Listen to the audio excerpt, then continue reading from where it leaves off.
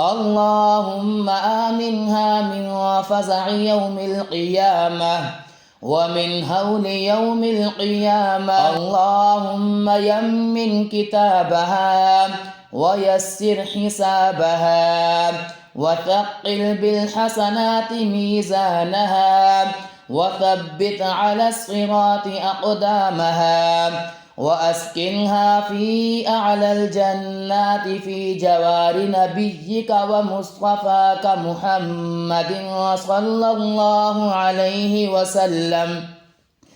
اللهم اجعل عن يمينها نورا وعن شمالها نورا ومن أمامها نورا ومن فوقها نورا ومن تحتها نورا حتى تبعثها آمنة مطمئنة في نور من